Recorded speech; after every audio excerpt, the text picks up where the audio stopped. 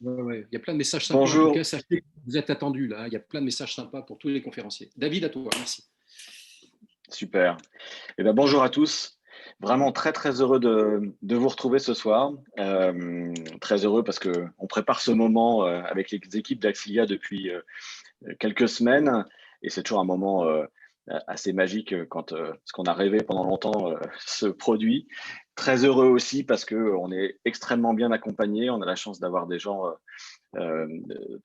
d'horizons très très différents dans l'assistance, des spécialistes de la finance, des ONG, des journalistes, des entreprises, bien sûr.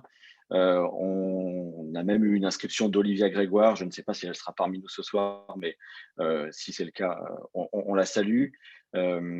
Et très heureux parce qu'on est sur un sujet euh, qui nous concerne tous, finalement, qui concerne notre futur à tous, puisque c'est le sujet du carbone et de la trajectoire 1,5 degré ou 2 degrés qu'on doit tous contribuer à respecter pour que nos enfants puissent vivre dans un monde au moins aussi beau que celui dans lequel on est en train de vivre en ce moment. Donc, très heureux d'être avec vous. Moi, je m'appelle David Garbous. Je travaille depuis 20 ans dans l'univers de la grande consommation. J'ai été chez Danone, chez Le Sieur et chez Fleury Michon. Il y a 1 an, j'ai décidé de créer une structure qui s'appelle Transformation Positive pour accompagner des entreprises pour faire émerger, connaître et accélérer leur transformation. Et j'ai eu la chance, il y a quelques semaines, de rencontrer Vincent Auriac et les équipes d'Axilia qui m'ont parlé du projet dont on va vous parler ce soir. J'ai eu vraiment un coup de cœur pour ce projet. C'est un projet qui concerne la RSE, qui me tient particulièrement à cœur à titre personnel. Et j'ai trouvé dans la façon dont ils avaient travaillé la capacité de poser le sujet de manière extrêmement simple et très factuelle, et de donner une clé de lecture pour tous les intervenants de l'écosystème pour comprendre et accélérer les transformations. Donc le sujet qui nous rassemble ce soir, c'est effectivement le sujet du CO2. Et pour en parler, on a une chance extraordinaire, c'est d'avoir des intervenants d'une qualité, voilà, c'est le dernier point que je voulais évoquer, remarquable. Je les salue un par un. Je vais commencer par Hélène Valade, qui est la directrice du développement durable de LVMH, et elle est également présidente de l'Observatoire de la responsabilité sociétale des entreprises. Hélène nous parlera évidemment de la politique de réduction des émissions de carbone que LVMH a mise en place, mais avec son parcours et son expérience, elle prendra aussi un peu de hauteur sur ces enjeux et elle nous partagera sa vision. On a bien sûr un plateau qui est totalement mixte ce soir. On a avec nous donc Fabrice Bonifay, qui est directeur du développement durable, qualité, sécurité, environnement du groupe Bouygues. J'espère, Fabrice, que j'ai rien oublié. Depuis presque 15 ans. C'est l'un des premiers en France à avoir réellement pris en compte la question du carbone et à avoir considéré que les entreprises devaient réagir.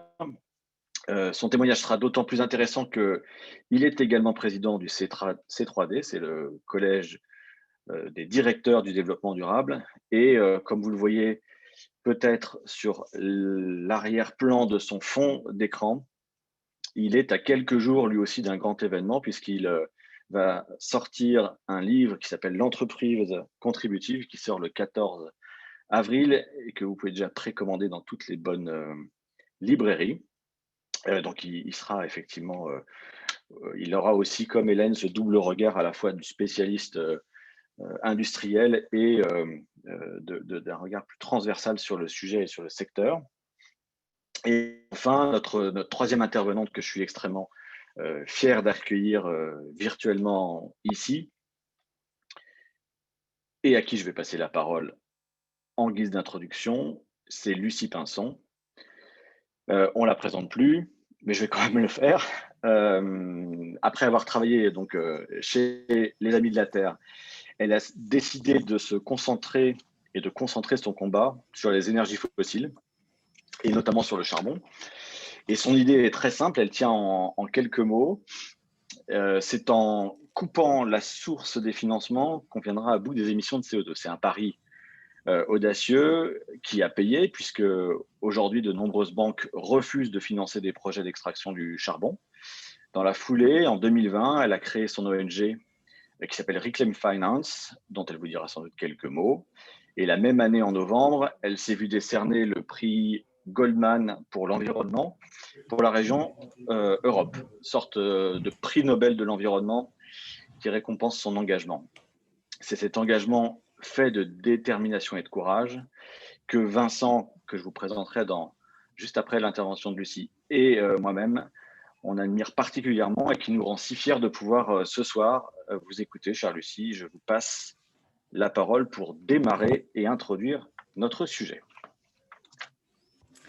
Merci David. Donc en effet, je suis la fondatrice et directrice de Reclaim Finance. Donc je vais donner quelques mots d'introduction sur le contexte dans lequel on se trouve aujourd'hui sur la question climatique. Et bien entendu, je vais parler de mes sujets de prédilection. Donc je vais quand même dire 2-3 mots sur les financements aujourd'hui aux énergies fossiles et donner quelques outils de lecture aussi pour comprendre les engagements des grandes multinationales et ce qu'il faudrait changer pour pouvoir adopter les mesures nécessaires pour limiter le réchauffement à 1,5 degré qui est notre objectif. Alors comme vous le savez, on est dans un contexte d'intensification et d'aggravation des dérèglements climatiques. 2020, on l'a beaucoup entendu, a été l'année la plus chaude sur plus d'un millénaire. Et le Covid-19, la Covid-19 a illustré l'ampleur du désastre écologique et des crises qui sont amenées à se répéter si nous n'amplifions pas au plus vite nos efforts pour transformer en profondeur nos modes de consommation et de production. Amplifier nos efforts, ça veut dire quoi concrètement? Ça veut dire adopter les mesures pour chaque année nous permettre de réduire de 7,6% les émissions par an jusqu'en 2030. Et bien entendu, ça ne veut pas dire uniquement rehausser nos objectifs de diminution de nos émissions sans adopter les mesures pour y arriver, ce qui est en train concrètement de se passer aujourd'hui avec la loi climat et résilience, qui, pour rappel, s'inscrit dans un contexte où la France avait pris comme objectif de diminuer ses émissions de 40%. Or, en décembre dernier, il a été reconnu que l'objectif de 40% était insuffisant et qu'il nous fallait tendre vers une baisse de nos émissions de au moins 55% à l'horizon 2030, ce que beaucoup diront qui est déjà un objectif insuffisant. Or, aujourd'hui, nous sommes en train, l'Assemblée nationale est en train de discuter d'un texte qui, notoirement, est insuffisant pour même nous permettre d'atteindre un objectif de baisse de nos émissions de 40%. Donc, clairement, ça donne une bonne illustration de ce qu'il ne faut pas faire. Oui, il faut donner les bons objectifs et plus les États, les entreprises, les gouvernements, les acteurs de la finance prennent des nouveaux engagements à terme, c'est bien, mais encore faut-il se donner les moyens d'y arriver. Aussi, bien entendu, et là c'est bien entendu mon sujet, il n'y aura pas de transition si les financements, les couvertures d'assurance et les investissements ne sont pas alignés avec le passage d'une économie carbonée à une économie décarbonée, ce qui implique notamment une sortie des énergies fossiles à peu près autour de 2050 au plus tard, et donc un arrêt des financements aux énergies fossiles. La majorité des efforts ne doivent pas avoir lieu après 2040.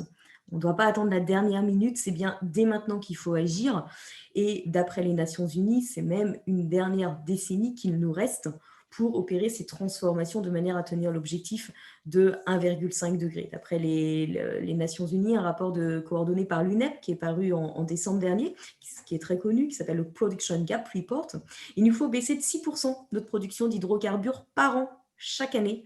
Bien entendu, c'est sur le charbon qu'il faut faire le plus d'efforts, 11% de baisse de production par an, mais le secteur du pétrole et également du gaz, qui est pourtant pensé comme une énergie de transition, doit également être à la baisse, avec une baisse de 4% de la production de pétrole par an et de 3% de baisse de production de gaz tous les ans jusqu'en 2030. Or, on aurait pu croire, et on l'entend encore aujourd'hui, que le Covid aurait pu être un wake-up call, entraîner un sursaut des institutions, aussi bien politiques, économiques et financières.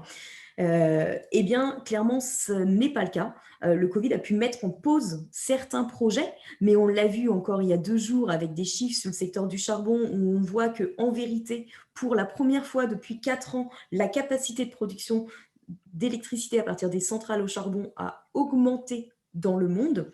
Donc, les indicateurs ne sont pas bons du tout.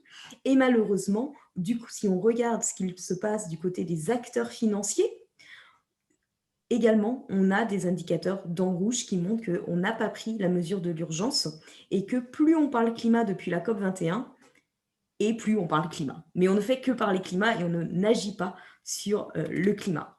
Pour me centrer juste sur les banques, mais malheureusement, le panorama va être à peu près similaire si on regarde ce qui se passe du côté des grandes sociétés d'assurance ou des grandes sociétés d'investissement. Nous avons détecté 3 800 milliards de dollars de financement aux énergies fossiles par les 60 plus grandes banques au niveau international depuis que l'accord de Paris a été signé. Et s'il y a eu une baisse de 9% entre 2019 et 2020 au niveau international, cette baisse-là n'est vraiment due qu'à la conjoncture, à la crise économique. Et les chiffres de 2020 sont bien supérieurs au montant alloué aux énergies fossiles en 2016. La photo est encore plus grave lorsqu'on regarde ce qui se passe en France. Donc, je vais recentrer plus en plus le débat. Au niveau des banques françaises, qui aiment pourtant dépeindre la place financière de Paris comme la capitale de la finance verte au niveau international, on voit que les financements aux énergies fossiles de nos 3 plus grandes banques, BNP Paribas, Crédit Agricole, Société Générale, n'ont cessé d'augmenter depuis que l'accord de Paris a été adopté.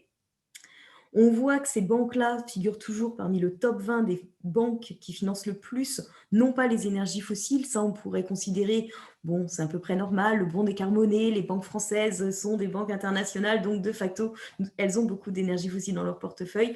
Ça, à la rigueur, c'est acceptable. Ce qui n'est pas acceptable, c'est que ces banques-là sont toujours parmi celles qui financent le plus les entreprises à l'avant-garde du développement, de l'expansion de nouveaux projets d'énergie fossile, que ce soit aujourd'hui, en tout cas, du pétrole et du gaz. Mais même si on prend tous les chiffres sur toutes les énergies fossiles, les banques françaises, malgré leur politique sur le charbon, figurent toujours dans ce top 20.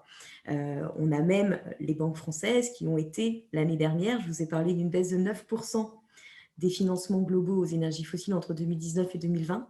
Eh bien, à contrario, les banques françaises ont, elles, augmenté de 36% ces financements aux énergies fossiles, faisant de la France la 4e place financière à financer le plus le pétrole, le gaz et le charbon, et avec un BNP qui s'est placé à la 4e place.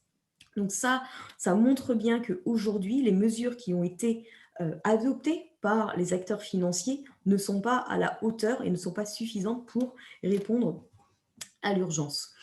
Globalement, il y a, en tout cas du côté de Reclaim Finance, on identifie 4 gros problèmes. Le problème numéro 1, c'est la temporalité. Et on l'a vu l'année dernière, il y a eu beaucoup d'engagements sur le climat, des engagements, que ce soit d'acteurs financiers, d'entreprises ou de gouvernements, à atteindre la neutralité carbone à l'horizon 2050. En soi, l'objectif net zéro est valable, c'est ce vers quoi il faut tendre, mais ça soulève énormément de problèmes. Le premier est bien entendu celui de la temporalité. Est-ce qu'on va attendre 2049 pour agir ou même 2040? Malheureusement non, puisque c'est bien sur ces 9 prochaines années qu'il faut agir. Et on voit qu'il y a une multiplication d'engagements à atteindre la neutralité carbone qui ne sont pas liés à des mesures concrètes, qui sont ce qui laisse entendre qu'on mise sur une action très tardive, avec 2 risques. Le premier risque, c'est que, vu que la trajectoire ne va pas être la bonne, qu'on va avoir une mauvaise gestion de notre budget carbone, c'est qu'on atteindra peut-être la neutralité carbone, mais on n'atteindra pas l'objectif de 1,5 degré, car nous aurons déjà engagé plus d'émissions que nous ne pouvons nous permettre pour limiter le réchauffement à 1,5 degré. Et le deuxième problème est bien entendu que ça sous-entend un pari très fort sur le développement de technologies de capture industrielle, de captage industriel ou naturel et de stockage de CO2.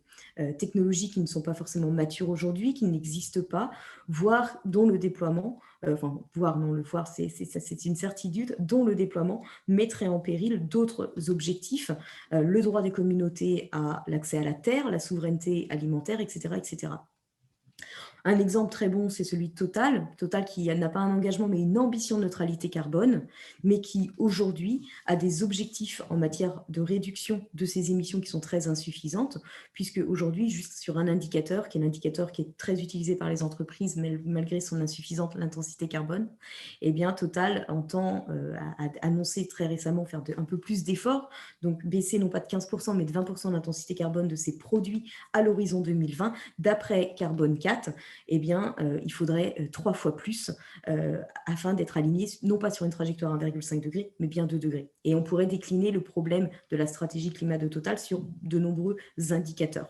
Le deuxième gros problème après cette temporalité, objectif net zéro sans les mesures immédiates, il y a le problème de la philosophie. Aujourd'hui, beaucoup d'acteurs financiers, mais on va retrouver la même approche chez de nombreuses autres entreprises. Est-ce que le but est de réduire les risques du dérèglement climatique sur l'activité d'une entreprise, ou est-ce que le but est de faire en sorte que l'entreprise ne soit plus moteur du dérèglement climatique? Est-ce qu'on est dans une gestion du risque financier, gestion pour le business model de l'entreprise, ou est-ce qu'on est une prévention de l'impact et prévention du dérèglement climatique au préalable? Et ça, bien entendu, ça a des conséquences aussi sur les mesures qu'on va adopter et les entreprises qui vont être plus ou moins captées selon les plans climat des entreprises, des acteurs financiers. Et bien entendu, dans un contexte de dérèglement climatique, on est dans un contexte, les banques centrales le disent, d'incertitude radicale. Donc, avoir une gestion de la gestion du risque implique de pouvoir comprendre comment le risque climatique va se matérialiser sur le business model des entreprises, qui est extrêmement compliqué. Il nous faudrait plus de données, il nous faudrait plus de méthodologie, et donc le développement de plus de méthodologie. Et donc la vraie approche, la seule approche qui compte dans un contexte d'incertitude radicale, c'est un principe de précaution et donc une logique par la gestion, la prévention de l'impact sur le climat et non une gestion du dérèglement climatique sur le business model des entreprises. Le troisième gros problème, c'est un problème d'approche générale et de quels sont les sacrifices auxquels on est prêt à faire aujourd'hui sur un court terme pour nous sauver sur le long terme.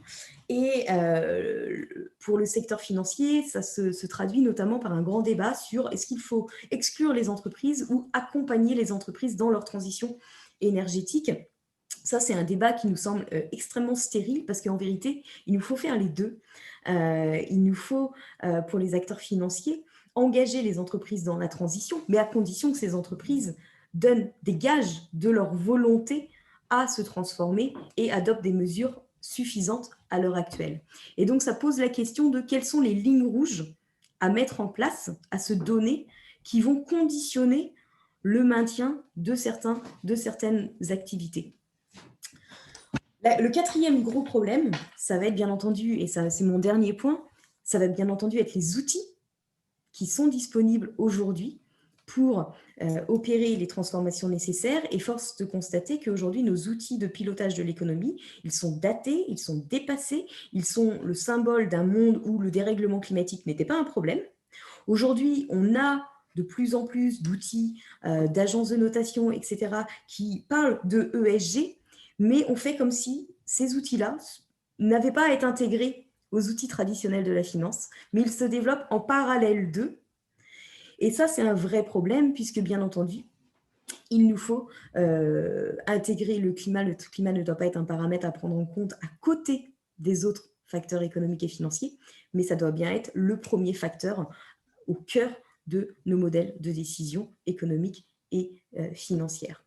Et l'indice vérité 440, s'il n'est pas parfait, notamment parce qu'on parle du carbone, on ne parle pas de tous les autres enjeux ESG qu'il faudrait demain prendre en compte, eh bien, il permet quand même de pointer du doigt, de mettre le doigt sur le fait qu'aujourd'hui, les outils qu'on a à notre disposition, qu'ont les acteurs économiques à leur disposition, ils ne sont pas suffisants, ils sont dépassés.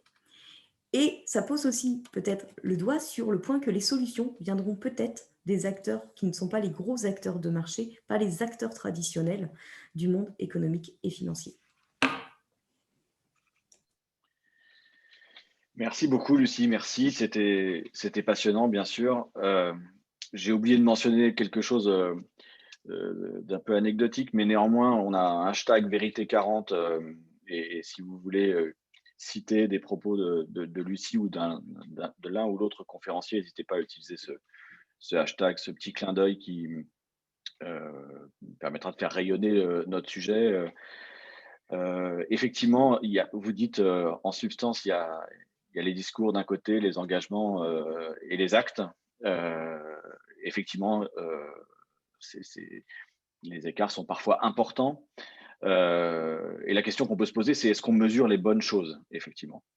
Et moi, c'est ce qui m'a vraiment séduit quand Vincent m'a parlé de son projet pour la première fois. Il m'a dit, voilà, moi, je suis dans la finance responsable depuis 20 ans. C'est un secteur qui est compliqué parce que les normes sont multiples. On essaye de traiter tous les sujets en même temps et personne n'y comprend rien. En tout cas, c'est compliqué à intégrer de manière intelligible par tout le monde. Et du coup, on ne sait pas par quel bout commencer. Et il me dit, j'ai réfléchi finalement à quel pourrait être l'indicateur, sans tout casser, qui vient éclairer de manière intelligente ces problématiques d'ESG. Et il m'a dit, moi, ce qui m'a paru comme une évidence, c'est le carbone, parce que si on sort de la trajectoire des 1,5 degré, on aura beau avoir fait toutes les autres actions de l'ESG, l'égalité homme-femme, pour prendre cet exemple qui est totalement structurant, mais si on est à 4 degrés, en fait, on est tous dans une situation où ces sujets-là ne seront plus adressables parce que on aura été balayé par ce que nous dit le GIEC avec un climat hors de contrôle. Donc, il m'a dit, je veux qu'on puisse objectiver le travail qui est fait par chaque acteur sur le carbone. Et plutôt que d'essayer de tout changer, j'ai essayé de construire quelque chose pour évaluer la performance des entreprises sur ce secteur. Donc, je ne vais pas en dire beaucoup plus parce que c'est lui qui va vous l'expliquer. Je suis très heureux de te laisser la parole, cher Vincent. Et tu as 15 minutes pour nous faire ton pitch. Très bien, merci David. Donc bonjour à tout le monde. David, merci à toi de nous accompagner, parce que les gens pourraient se demander ce que tu fais là, mais je suis allé te chercher. Je te surveillais entre guillemets, je regardais ce que tu faisais sur les réseaux sociaux, ce que tu faisais chez Fleury Michon où tu étais avant. Et quand j'ai vu que tu partais dans une nouvelle aventure, j'ai sauté sur l'occasion parce que j'ai vu beaucoup de parallèles entre ce que tu faisais, ce que tu as fait chez Fleury Michon et ce que devrait faire la finance. Hein, gardons en tête le jambon zéro nitrite. Pour nous, c'est un peu une ligne de conduite. Si on pourrait faire une finance zéro carbone, alors ça sera compliqué de faire zéro carbone, plus compliqué que de faire le jambon sans nitrite, mais quand même, c'est un parallèle qui, en tout cas, nous a séduit dès le départ. Alors effectivement, Lucie m'a donné une transition assez parfaite là. Nous, on est un cabinet de conseil financier. Nos clients, ce sont des associations, des fondations, et on discute beaucoup avec elles.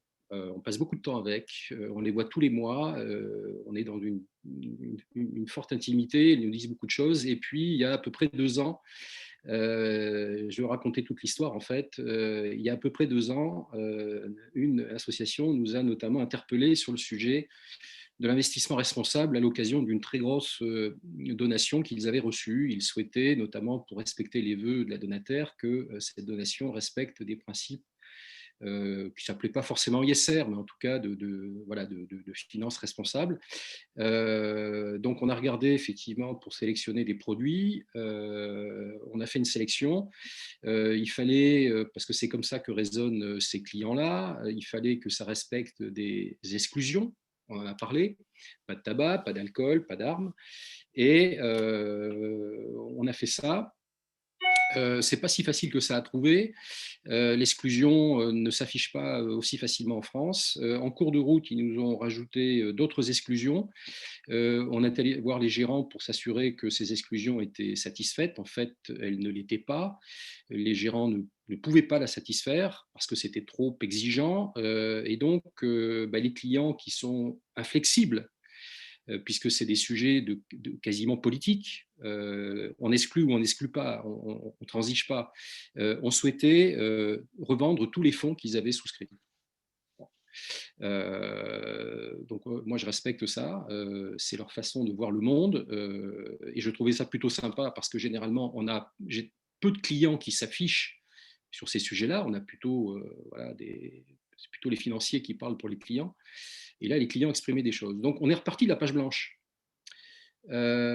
C'était très compliqué de trouver de la donnée, notamment sociale, parce qu'on aime bien travailler là-dessus. Donc, on s'est dit, la seule donnée qui aujourd'hui est universelle, admise par tout le monde, c'est la donnée autour du climat, du changement climatique, et donc le CO2. Ça n'aurait peut-être pas été vrai il y a 5 ou 10 ans, mais aujourd'hui, il n'y a plus de sujet là-dessus. De la même manière qu'il n'y a plus de sujet sur le fait de savoir si la Terre est plate. Le changement climatique n'est plus discutable aujourd'hui. Donc, on est reparti d'une page blanche et on s'est dit, OK, le CO2, donc c'est ce qui est le plus facile à travailler. Tout le monde va être d'accord là-dessus, mais on en fait quoi du CO2 ? C'est une fois qu'on a dit ça, c'est une molécule chimique. Bon.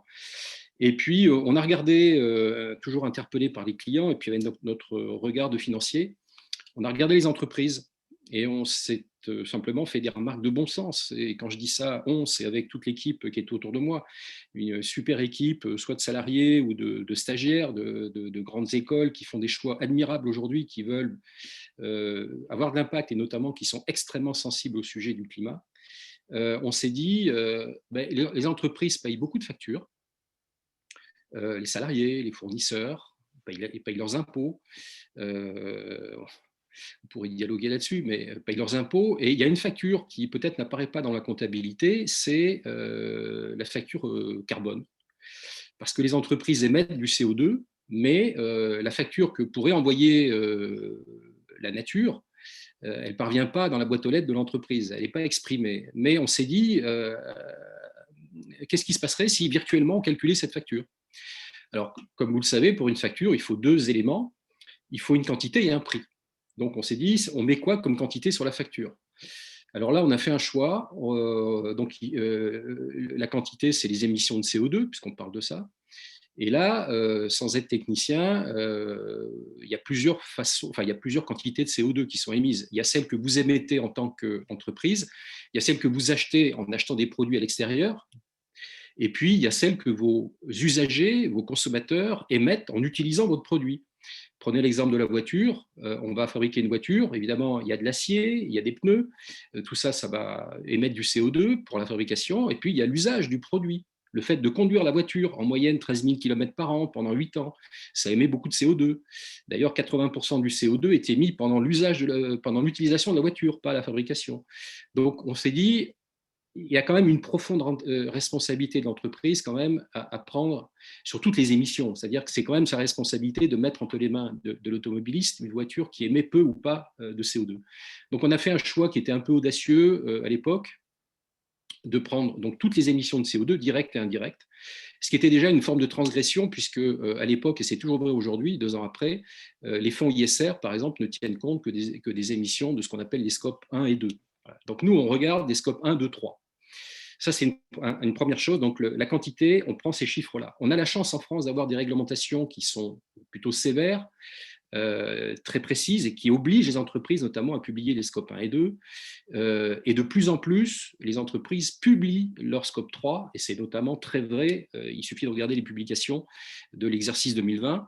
Donc, on avait nos quantités. Ensuite, il nous faut le prix. On n'avait aucune idée de ce qu'était le prix du carbone. Alors, on a commencé à lire. Il y a un prix du carbone en Europe, comme certains peut-être d'entre vous le savent. On a attribué des quotas d'émissions, notamment aux unités fixes, les aciéries, les cimenteries, les centrales thermiques. Et ce prix, on en a attribué beaucoup, donc par la loi de l'offre et la demande, ce prix a chuté et ça valait 3 fois rien le carbone. Ça valait longtemps 20-25 euros la tonne.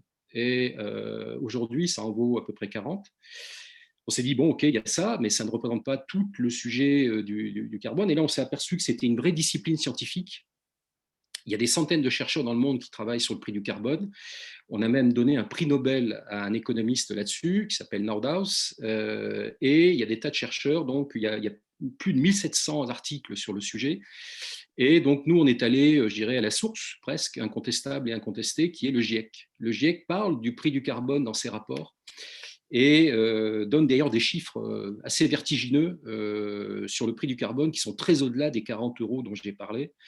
Et donc, on a pris la moyenne du GIEC et on arrive à quelque chose autour de 100 euros. Bon. Voilà, on avait notre quantité, scope 1, scope 2, scope 3, et on avait notre prix. Et ben, tout simplement, on a multiplié la quantité par le prix. Et ben, donc des millions de tonnes ou des centaines de millions de tonnes multipliées par 100 euros, ça fait quand même beaucoup d'argent. Et on s'est dit, mais qu'est-ce qui se passerait donc si on faisait payer cette facture de manière virtuelle, mais quand même concrète aux entreprises. Donc on a imputé cette facture sur les l'EBITDA, les résultats d'exploitation des entreprises, et on a regardé ce qui se passait, tout simplement. Et on a, pour matérialiser ça de manière encore la plus simple, on a créé un score carbone, vous savez, comme le DPE pour l'immobilier ou comme la machine à laver, donc avec des couleurs. Le rouge, c'est quand même pas très bon. Il y a une très forte dégradation de la rentabilité une fois qu'on ajuste de la facture. Et le vert, clair, vert foncé, il n'y a pas trop d'ajustement. Voilà. Et donc, on a créé un score carbone à partir de ça. Et on s'aperçoit que quand on fait ce calcul, il y a déjà 25% des entreprises qui ne publient pas leurs émissions de CO2 complètes. Je parle donc scope 3 inclus. Donc c'est comme si vous achetiez un paquet de madeleine au magasin et il n'y a pas les ingrédients dessus. Donc nous, quand c'est comme ça, on laisse dans le rayon, on ne prend pas. Dès qu'elles remettront les calculs, les chiffres, on refera le calcul, mais on ne calcule pas une facture quand on ne connaît pas les chiffres. Donc il y a 25% des entreprises qui disparaissent. Pour reprendre le parallèle avec ce que disait Lucie, ce sont assez souvent, une fois sur deux, des entreprises du secteur bancaire qui ne publient pas effectivement les émissions de CO2 attachées au financement et aux investissements qu'elles font. Donc déjà, ces entreprises quittent, je dirais, l'exercice. Et ensuite, donc on applique la formule. Il y en a à peu près la moitié qui ont un EBITDA qui est diminué, mais qui n'est pas annulé par l'imputation de la facture carbone. Donc ça, c'est les scores ABC. Et on a donc encore 25% qui ont cette fois-ci un EBITDA négatif, c'est-à-dire que ce qui était positif avant devient négatif. Et là, on a des scores DEF. Donc voilà ce qui se passe très concrètement avec notre calcul. Donc ça aboutit, pour ne pas vous faire, je dirais, l'ensigner plus longtemps, au dévoilement que nous pouvons faire à l'instant T. Donc voilà aujourd'hui les 40 plus grosses capitalisations boursières. Tous les noms qui sont là par ordre alphabétique sont ceux qui sont les entreprises qui composent aujourd'hui le CAC 40. Et donc, on peut commencer à activer la présentation. Voilà. Petit à petit, des entreprises disparaissent. Toutes celles qui ont donc les notes D, E et F, ainsi que ceux qui n'ont pas dévoilé leur scope 3, donc par défaut d'information. Et comme on a calculé ça sur un SBF 120, un indice plus large, puisqu'on va rechercher des entreprises complémentaires pour remplacer celles qui sont sorties, les noms suivants qui apparaissent en vert complètent donc l'exercice pour aboutir donc à un vérité 40. Le premier indice qui dit les choses sur les émissions de CO2, qui les chiffre. Ça a été dit tout à l'heure par Lucie, ce sont un peu des parallèles aujourd'hui. On a d'un côté la notation ESG et d'autre côté les entreprises, les investisseurs. Nous, on a simplement dit, il suffit de mettre des euros là où il y a des gigatonnes, et à partir de là, ça redevient un langage, un vocabulaire commun. Et donc, par ce vocabulaire, on a cet indice dans lequel, effectivement, toutes les sociétés qui apparaissent ici, en blanc et en vert, pour les entrantes, ont des notes A, B ou C. Parfait. Merci beaucoup, Vincent. On va laisser quelques instants cette liste à l'écran. Vous allez voir que vous avez déjà sans doute vu que Bouygues et LVMH étaient dans cette liste. Je vais passer maintenant la parole à Hélène. Je suis vraiment, je le redis, pardon, très heureux de vous avoir avec nous, Hélène, ce soir. Pour LVMH, bien sûr, mais aussi parce que vous êtes une femme passionnée et engagée sur ces sujets. Et je serais très curieux, effectivement, d'avoir votre réaction un petit peu comme ça sur la présentation que vient de faire Vincent. Premier point, j'aimerais avoir, surtout parce que vous êtes dans les opérations, dans un groupe de très grande taille, j'allais dire, c'est pas le mot que je... Pardon, dans un très beau groupe, voilà.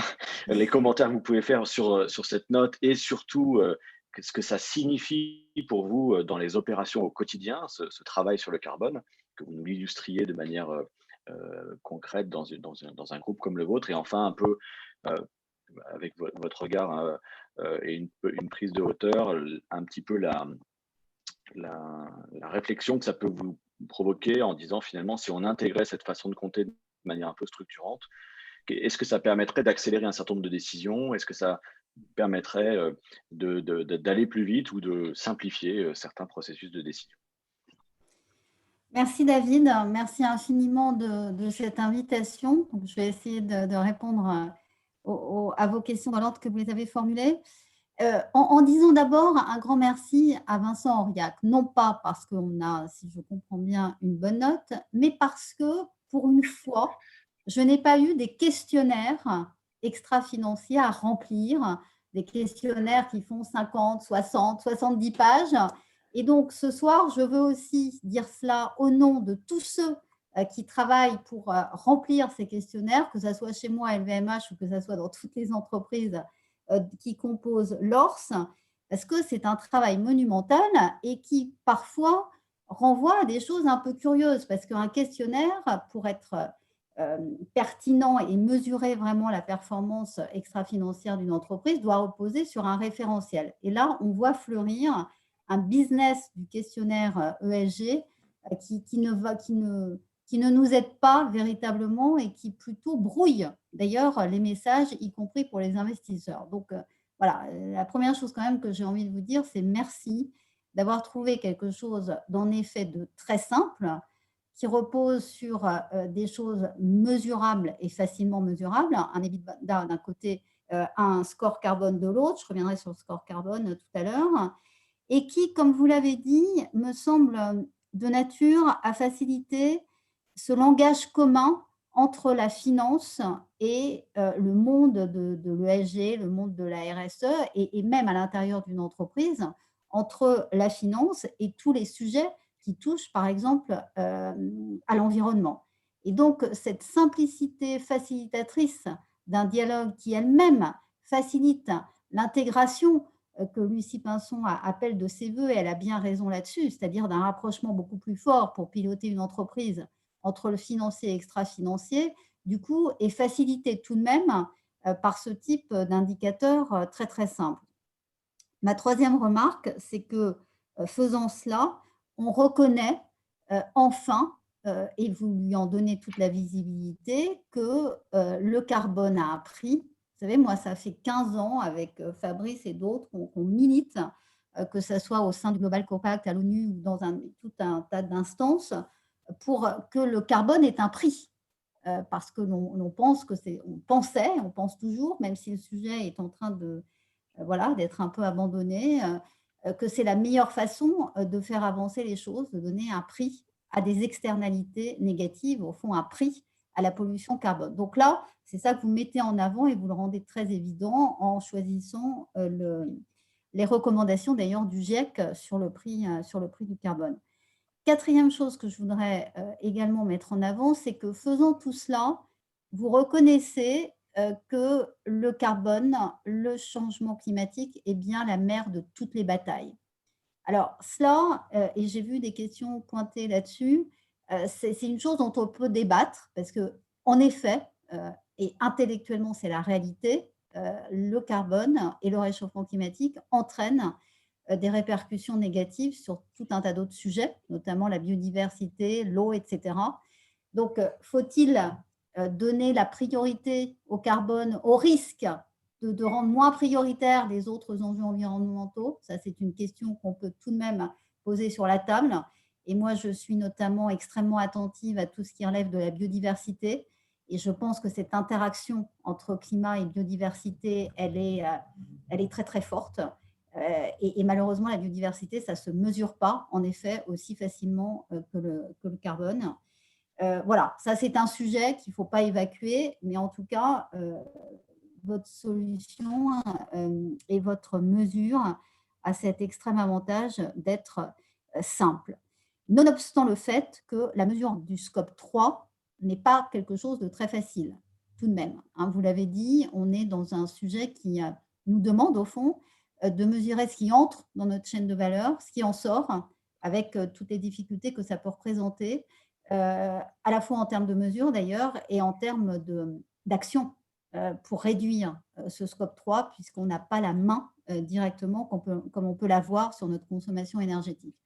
Voilà ma réaction à votre première question, plutôt au fond, la satisfaction d'avoir un indicateur simple qui va faciliter le dialogue avec la finance. Et ça, je pense que c'est vraiment extrêmement important. Seconde chose, vous me dites comment je réagis à tout cela, en tout cas pour LVMH. J'ai envie de vous dire une chose simple. Je crois que ça montre ce résultat-là que vous avez révélé, que la croissance responsable, c'est possible. LVMH est en effet un groupe dont la croissance n'est pas à démontrer et en même temps, cette croissance, elle est particulièrement responsable. On en a une preuve, même si c'est évidemment pas pour moi une découverte, mais là, en tout cas, c'est une preuve tangible. Et ça vient récompenser, j'ai envie d'utiliser ce terme, en effet, une politique climat qui a été extrêmement robuste, pas toujours dite, formulée, c'est-à-dire on a plutôt l'habitude chez LVMH d'agir et de dire après, mais elle a été mise en place de manière assez rigoureuse au moment de l'accord de Paris avec des objectifs datés chiffrés qui avaient porté sur un certain nombre de sujets, mais notamment sur la réduction des émissions de gaz à effet de serre liées à la consommation électrique des boutiques et des sites de LVMH et par une progression aussi de la part du renouvelable dans nos sites et dans nos boutiques. Donc, elle portait sur le scope 1 et 2. On avait décidé de commencer là-dessus à agir. Pour autant, le scope 3 était mesuré et je reste modeste là-dessus parce qu'encore une fois, cette mesure du scope 3 n'est pas facile, notamment dans la partie usage chez le consommateur. Mais voilà, cette mesure a été faite. On l'a d'ailleurs tout à fait précisé et approfondi l'année dernière, ce qui nous permet de prendre un engagement maintenant, qui sera annoncé la semaine prochaine lors de notre Assemblée générale sur le scope 3.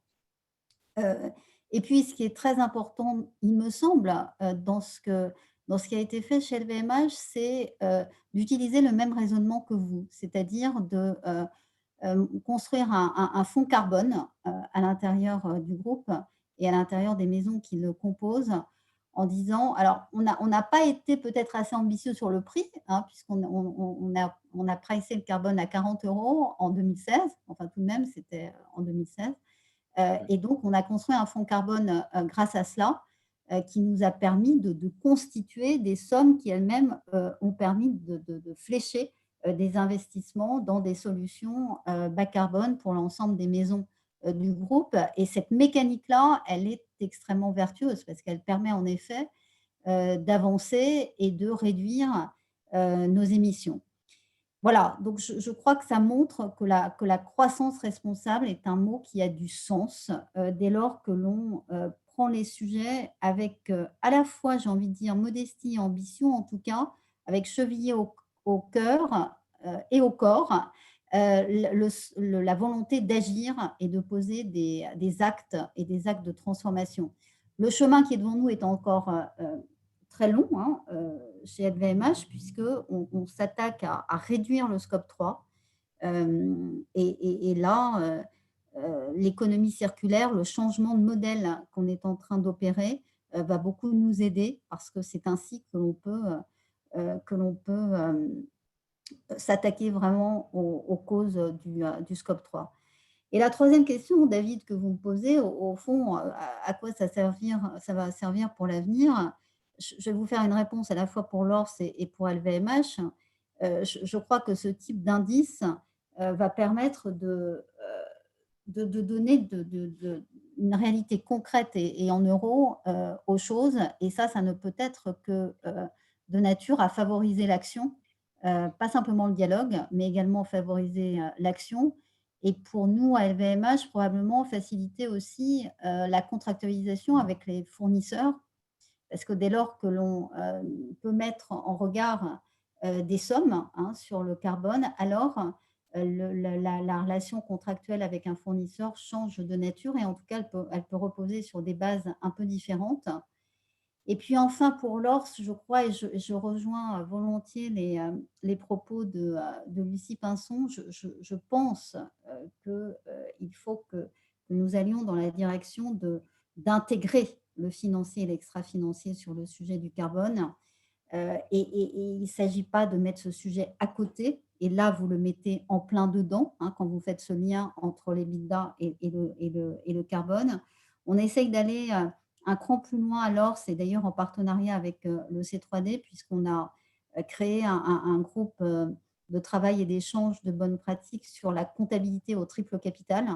Donc, en effet, comment l'ensemble de ces sujets peut conduire enfin à revisiter les ingrédients de la comptabilité classique, hein, puisque, comme vous le disiez tout à l'heure, tous nos fondamentaux économiques ne prennent pas en compte cette dimension carbone et la comptabilité en premier. Donc, comment tester, expérimenter des pratiques qui permettent au fond de considérer que voilà, à la nature, on lui prend tant, donc on lui doit tant, et c'est un compte de cette nature-là, si je puis dire, qui peut permettre de faire avancer les choses.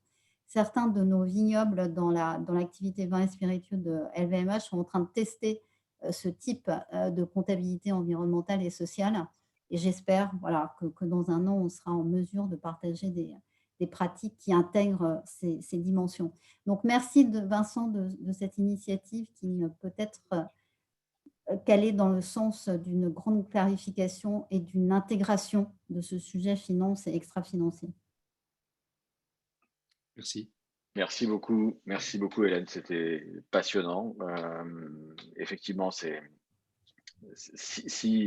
ce sujet permet d'accélérer un certain nombre de décisions dans l'entreprise, je pense qu'on aura collectivement réussi quelque chose de formidable.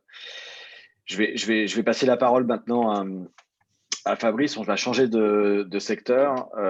Écoutez son témoignage. Fabrice, je vais te poser exactement les mêmes questions. Hein.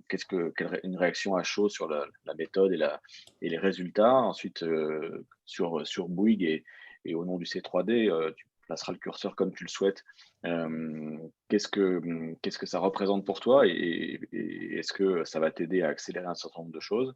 Et puis en perspective, effectivement, dans le même esprit qu'Hélène, quelle réflexion ça peut t'inspirer? Oui, merci pour votre invitation. Alors, ce que ça m'inspire à chaud comme ça, parce que je découvre le résultat, c'est qu'on commence à parler des vrais sujets. Donc, le mérite revient à Axilia. On arrête de se mentir à nous-mêmes et on commence à parler de ce qui va structurer l'économie dans les années qui viennent. Et je pense que c'était bien qu'enfin un acteur commence à prendre conscience qu'il faut mesurer la valeur autrement. Donc, c'est un bon début, mais j'ai quelques remarques à faire et je vais les indiquer maintenant. Alors, nous, on est content d'être B, mais même si je pense que la totalité des entreprises du CAC 40, en fait, mériterait plutôt d'être F ou G ou même Z, car aucune aujourd'hui, hein, même pas aucune, et pas oui, plus que les autres, on est dans la trajectoire qu'il faudrait pouvoir mettre en place pour sauver le climat. Donc, on a beaucoup d'efforts à faire. Alors, ce que ça m'inspire, c'est les choses suivantes. C'est que, en fait, ce qu'a dit Madame Pinson, c'est qu'il faut qu'on réduise les émissions de gaz à effet de serre d'environ 6% par an jusqu'en 2060 et pas jusqu'en 2030 si on veut rester sous 1,5 degré. Donc, c'est ça qu'il faut faire. Donc, la vérité, c'est ça. Donc, tôt ou tard, les gens sauront que c'est ça qu'il faut faire. En 2020, avec le Covid-19, on a fait moins 6 ou moins 7%, avec quand même une économie notablement abîmée par la crise sanitaire et une restriction de liberté sans précédent depuis la fin de la Deuxième Guerre mondiale. Il faudrait pouvoir réitérer à peu près cette baisse des émissions tous les ans, pendant encore 40 ou 42 ans, si on veut sauver le climat. Voilà, c'est ça qu'il faut expliquer aux gens. Et si on ne le fait pas, on va vers des réchauffements climatiques incompatibles avec une grande partie de la vie humaine sur cette planète. Donc, pour l'instant, les gens ne le savent pas, mais ils vont finir par le savoir. Donc, les stratégies climat qui sont présentées par les entreprises aujourd'hui sont insuffisantes. Alors, on sait pourquoi. Alors, comment on peut faire mieux, tous collectivement? Alors, déjà, il y a la vérité des bilans carbone. La vérité des bilans carbone, c'est comme ça a été un peu évoqué. Il y a certes une norme ISO 14064 pour calculer les émissions de gaz à effet de serre, mais aujourd'hui, les coefficients d'émissions qui sont pris par les entreprises, le problème des périmètres, le problème des scopes, ce n'est pas encore complètement harmonisé tout ça. Tout le monde rapporte un peu ce qu'il veut. Et finalement, sur le fameux scope 3, bon là, c'est extrêmement hétérogène. Donc, comment comparer les entreprises qui ont des modalités de reporting très hétérogènes? Moi, je m'interroge. Alors, vous avez essayé de le faire avec une méthode, très bien, mais vous savez vous-même que la méthode est fausse de toute manière. Donc, ça permet d'avoir une première approche. C'est un peu moins flou, mais ça reste très flou. Si on reste sur le scope 3, par exemple, il y a deux volets sur le scope 3. Il y a le 3A, qui sont les émissions indirectes liées à la supply chain, liées à ce que l'entreprise achète en tant que composant pour l'intégrer dans ses propres produits. Bon, on sait très bien que ce scope-là, il est moins difficile à calculer que le scope 3B, mais déjà, c'est demander à chacun de ses fournisseurs l'empreinte carbone des composants qui rentrent dans la composition de son propre produit, c'est déjà du sport, sachant que les mêmes fournisseurs ont eux-mêmes des fournisseurs qui ont eux-mêmes des fournisseurs. Donc, on voit bien que là, les bilans carbone du scope 3, c'est vraiment des bilans carbone extrêmement approchés, mais ils sont faux, ils sont forcément faux. Et souvent, d'ailleurs, très, très, très sous-estimés. Alors, quant au scope 3B, c'est-à-dire les émissions de nos clients dans l'utilisation des produits que nous leur vendons, alors dans certains cas, c'est même impossible à calculer. Et pourtant, dans certains métiers, c'est clairement de loin les émissions les plus importantes. Il y a eu l'exemple de l'automobile, mais enfin nous, dans le bâtiment, c'est clair que les bâtiments qui sont construits, livrés et qui sont ensuite utilisés pendant des décennies par des clients propriétaires, utilisateurs, qui les chauffent, qui les refroidissent avec des technologies diverses et variées, vont émettre énormément de gaz à effet de serre que l'on ne peut pas contrôler, nous, en tant que constructeurs. On donne un produit avec une certaine performance, mais ensuite, la façon dont c'est utilisé, on n'en a pas la maîtrise. Et même plus subtil que ça, on peut très bien d'ailleurs nous dégrader notre bilan carbone en phase conception-construction, c'est-à-dire en livrant des ouvrages plus grassouillets, donc qui vont être mieux isolés, précisément pour aider nos clients à moins consommer.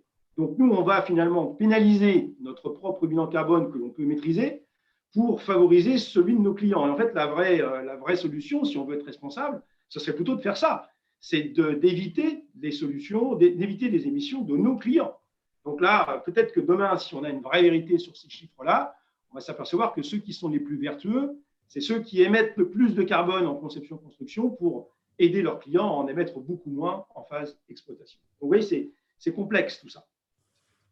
Ce que je voulais dire aussi, c'est, bon, Hélène a parlé de croissance. Bon, là aussi, il faut dire la vérité. Je crois qu'on peut se parler clairement. Depuis le début de l'ère industrielle, la croissance économique est directement liée à notre capacité à utiliser de l'énergie, et essentiellement des énergies carbonées, à 83% sur cette planète.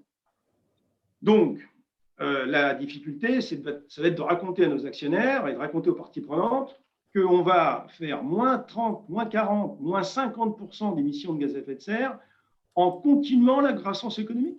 C'est possible. Alors moi, j'y crois pas une minute. J'y crois pas une minute, en tout cas pas la croissance telle qu'on la calcule aujourd'hui. Parce que ce n'est pas possible. Ce n'est pas possible d'un point de vue physique.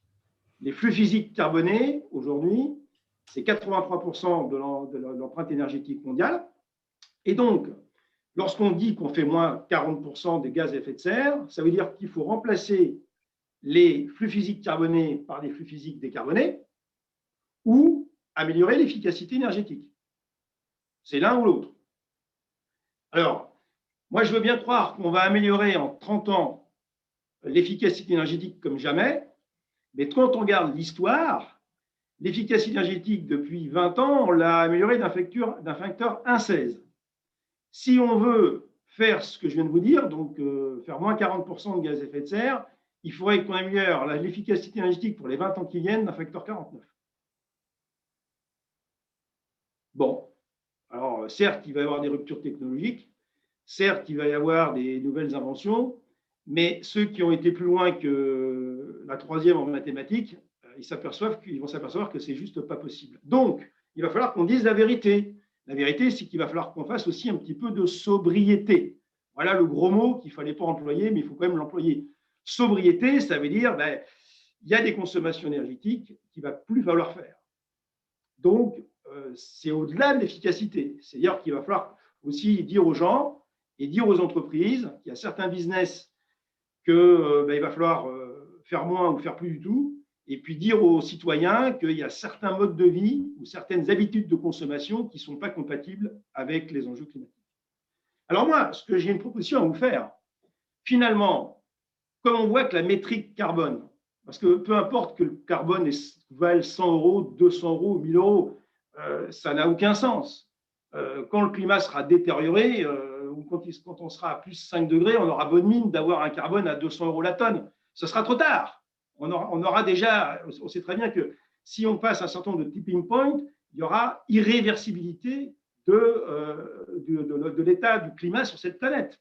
Donc, ce n'est pas une question du coût du carbone, même si, dans un premier temps, ça peut nous aider à flécher des technologies et à flécher des industries pour plus rapidement ringardiser le recours aux énergies fossiles qui sont extrêmement peu chères par rapport aux services qu'elles nous rendent dans l'économie. Donc, la vraie métrique qu'il faudrait pouvoir mettre en place, la vraie métrique et surtout le vrai indice bas carbone qu'il faudrait que les organismes comme Axilia puissent mettre en place, c'est la proposition que je vais vous faire, moi. C'est, dis-moi comment tu crées la valeur, je te dirai comment tu resteras vivant dans quelques années. Voilà. Parce que la vérité, c'est ça. C'est est-ce qu'on va mourir vite en continuant d'émettre des gaz à effet de serre et continuer de gagner de l'argent encore quelques temps, dans un modèle qui est agonisant, compte tenu des phénomènes climatiques qui s'exacerbent et qui s'accélèrent, ou est-ce qu'on dit à nos actionnaires, on va peut-être gagner un peu moins, mais on va durer plus longtemps. Et je pense que ce discours-là, beaucoup d'actionnaires, beaucoup de fonds aujourd'hui commencent à accepter de l'entendre. Parce que c'est ça la vérité. Moi, quand j'entends les gens qui disent grâce à la RSE, je vais gagner encore plus d'argent, je lui dis écoute, on va discuter tous les deux. Comment tu vas faire croire ça concrètement, Au bout d'un moment, je pense que la sincérité et la loyauté, la vérité scientifique doit s'imposer. Donc, j'en viens à ma conclusion. Qu'est-ce que c'est qu'une entreprise qui, demain, sera véritablement vertueuse d'un point de vue carbone? C'est d'abord, une entreprise qui se fixe effectivement des objectifs, ça là-dessus, tout le monde est d'accord, des objectifs de décarbonation, mais c'est des entreprises qui vont faire pivoter leur modèle économique pour passer d'une approche linéaire à une approche véritablement circulaire, non pas basée sur le recyclage, mais basée sur le réemploi. Le réemploi, je pourrais vous expliquer la différence entre les deux, mais il y a une grande, grande différence en termes de consommation d'énergie, précisément. Et donc, d'avoir des objectifs de réduction, non pas en intensité, mais en absolu. Parce qu'en intensité, ça vaut que de cerise. C'est en absolu qu'il faut les objectifs. Alors pourquoi? Pourquoi? Parce qu'il y a un machin qui s'appelle l'effet rebond, dont personne n'a parlé ici ce soir, et qui est pourtant fondamental. Si vous avez des voitures qui consomment 20% de moins, mais qui fait que 20% de moins, ces voitures coûtent moins cher parce qu'elles ont besoin de moins d'essence, donc vous allez en vendre 10% de plus, eh bien les 10% de plus de voitures que vous allez vendre, ça va largement compenser les 20% de moins de consommation par voiture. Donc ce que vous gagnez en intensité, vous le perdez en volume. C'est une catastrophe. Donc l'intensité carbone, ça ne veut rien dire dans les objectifs de nos entreprises. Il faut des objectifs en absolu. Ensuite, je pense qu'il va falloir aussi que tôt ou tard, les entreprises, leur crédibilité carbone passera non pas sur leur bilan carbone simplement ou leurs objectifs, mais par leur stratégie de renoncement par rapport à certains business. On le voit déjà avec les banques. Alors, Madame Pinson, à juste titre, a rappelé que les banques françaises étaient loin d'être vertueuses en matière d'investissement sur les énergies fossiles. On verra bien comment elles vont se positionner au moment de la sortie de la taxonomie. Mais une chose est sûre, c'est qu'il y a un certain nombre de business écocides, la taxonomie le dira de toute manière, qui aujourd'hui ne sont plus tolérables. Donc, les entreprises les plus crédibles demain dans leur stratégie carbone sont les entreprises qui indiqueront quels sont les business qu'elles arrêtent parce qu'elles sont plus compatibles. Et ça, on y est dans quelques mois avec la taxonomie. Ou comment elles font pivoter ces business écocides pour en faire des business deals, des véritables business green. Eh bien, dans certains cas, ça va être compliqué. Je peux vous donner quelques exemples dans nos métiers. Ça va être extrêmement compliqué. Donc, oui, il faut un autre indicateur de création de richesse, parce que la croissance économique telle qu'on l'entend aujourd'hui, avec la croissance du PIB, alors qu'il va falloir qu'on fasse décroître de 40% les émissions de gaz à effet de serre versus ce que j'expliquais tout à l'heure, c'est juste pas possible mathématiquement. Pas possible. Donc, il faut réinventer autre chose. Il y a eu déjà des travaux sur ce sujet. Je pense qu'il faut les réactiver et tenir enfin un discours de vérité. Parce que je finirai sur un élément quand même. Il y a une obligation morale de diminuer les émissions de gaz à effet de serre pour sauver le climat. Et pas simplement pour nos enfants, parce que j'ai entendu tout à l'heure que c'était pour nos enfants. Non, pour ceux qui ont encore à peu près 30 à 40 ans d'espérance de vie, même nous, même les générations post-hockey boomer, on va beaucoup souffrir de ces changements climatiques. Alors nos enfants, je ne le dis pas. Mais on a une responsabilité morale, nous, la génération où on peut encore agir, de diminuer les émissions. Mais de toute manière, dans les énergies fossiles, il y a 3 énergies fossiles. Il y a le gaz, le pétrole et le charbon. Il est clair qu'il y a largement assez de gaz pour faire sauter le climat 10 fois. Et pareil sur le charbon. En revanche, le pétrole liquide, c'est beaucoup moins vrai.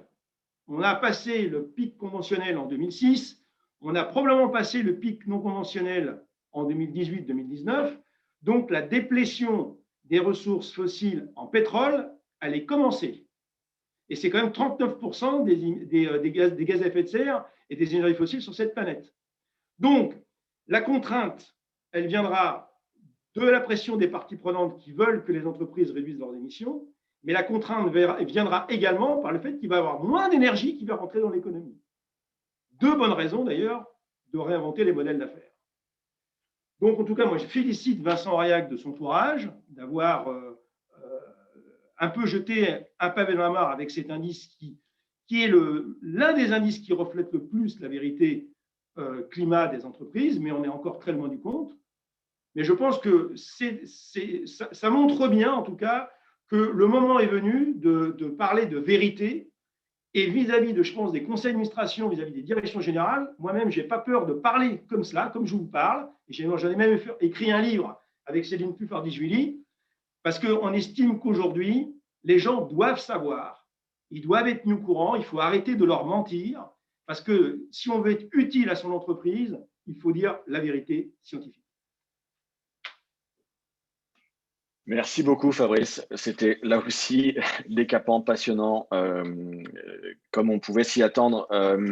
Vincent, je te propose de faire la conclusion en partageant finalement un élément que tu m'as partagé sur le cours de bourse de Danone, puisqu'on vient de se dire que finalement ce qui est important, c'est de la façon dont on compte les choses. Emmanuel Faber a été sorti de Danone il y a quelques semaines. On lui reprochait notamment les performances du cours de bourse et tu m'as dit, écoute, si on corrige la performance absolue qu'on voit aujourd'hui dans les chiffres par l'impact ou le travail qui a été fait par le groupe sur le carbone, en fait, on n'a pas du tout la même lecture. Peut-être que c'est une bonne introduction à ta conclusion. Oui, effectivement, on a regardé ça puisqu'on a fait les calculs. Au début, on avait commencé sur des sociétés françaises, donc 40 valeurs. Après, on a étendu ça à l'Europe et on a au total une base aujourd'hui complète de 600 valeurs européennes qui ont été étudiées avec donc des calculs de score pour chacune de ces 600 entreprises. Je précise, toutes les remarques étaient excellentes de tous nos intervenants et j'ai beaucoup aimé celle de Fabrice. Je pense que ça doit réconcilier beaucoup de gens avec les entreprises, d'entendre des gens de cette qualité et de ce franc-parler. C'est vraiment remarquable. On utilise les services de Trucost parce qu'il a totalement raison. Le scope 3, ce n'est pas encore un truc qui est stabilisé. Le scope 1 et 2, il n'y a plus de sujet. Le scope 3, c'est la nouvelle frontière, mais comme tout le monde s'en occupe, je n'ai aucun doute que dans les 2-3 prochaines années, les choses aient beaucoup avancé. Donc, on a fait ces calculs pour les 600 entreprises européennes. Et donc, on a les EBITDA de départ, les EBITDA conventionnels, les EBITDA ajustés à la facture carbone. Sur Danone, qu'est-ce qui se passe ? Donc, Emmanuel Faber est parti, des fonds sont arrivés en fin de course en disant le cours de bourse n'a pas assez progressé. Danone est un exemple extrêmement intéressant parce que l'année dernière, au mois de février, Danone a sorti, c'était relativement discret, mais pendant le salon d'agriculture, ils ont dit, on s'engage à publier désormais d'autres indicateurs que les stricts indicateurs financiers, et ils ont publié un bénéfice par action ajusté du carbone. Alors nous, on avait déjà fait nos travaux avant, et quand on a vu ça, on s'est dit, ben, c'est génial, c'est une forme de validation quelque part ex post de nos travaux. Alors comme l'a dit avec beaucoup de franchise, là encore, Hélène Valade, ils ont pris un prix du carbone de 35 €. Alors nous, on fait un calcul sur l'EBITDA. On n'aime pas trop les calculs par action parce qu'on sait très bien que les sociétés rachètent leurs actions, donc on peut faire monter le bénéfice sans qu'il y ait forcément une réalité économique derrière. Mais on a fait ce calcul-là et Danone, en reprenant la logique de Danone, mais en l'utilisant sur l'EBITDA et non pas le bénéfice ajusté par action, eh bien le bénéfice par action, non, l'EBITDA ajusté du carbone calculé par Axilia, cet EBITDA ajusté, depuis la nomination d'Emmanuel Faber, a progressé de 48%. Alors que le cours de bourse a perdu 20%. Donc, quand on regarde avec je dirais, quelque part d'autres indicateurs et des indicateurs plus, je dirais, plus exhaustifs, on n'a pas le même regard du tout que si on regarde des indicateurs traditionnels.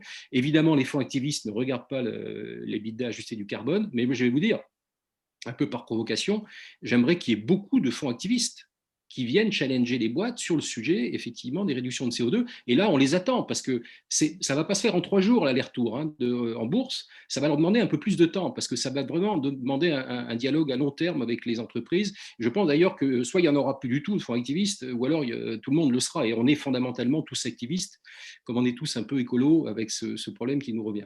Voilà, donc ça, c'était l'exemple, effectivement, sur Danone. Le regard qu'on porte avec notre indicateur ne donne plus la même réalité, et peut-être que d'ailleurs ça aurait modifié un peu le cours des choses, mais ne soyons pas trop prétentieux.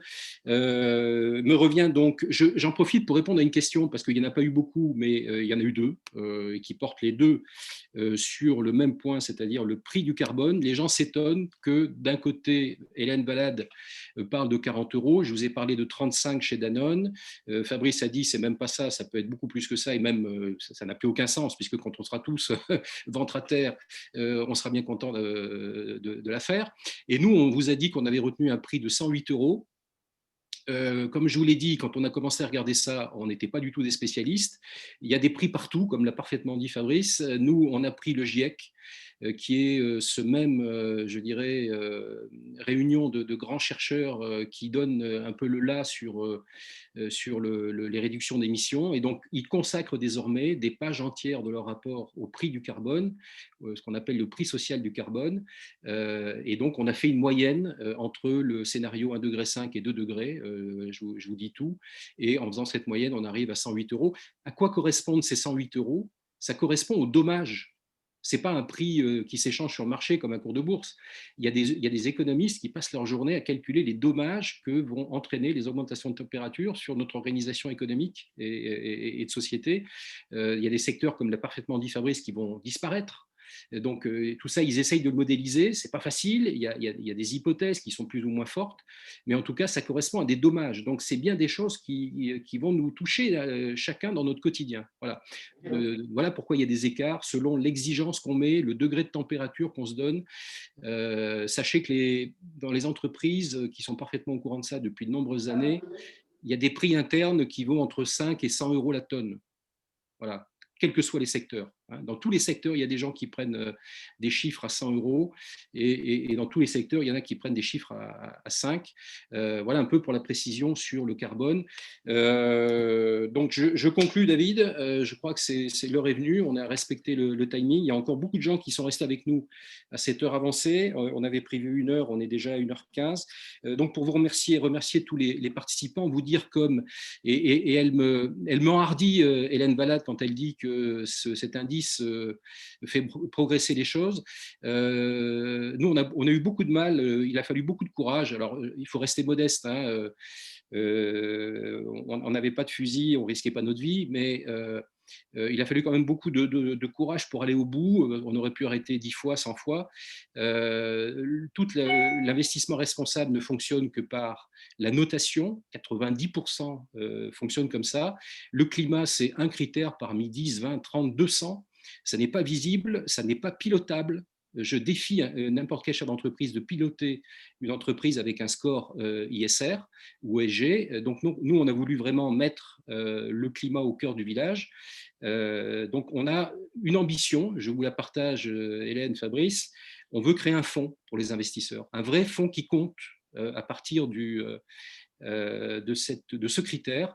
Et évidemment, on encouragera les entreprises et on valorisera les engagements des entreprises, les progrès.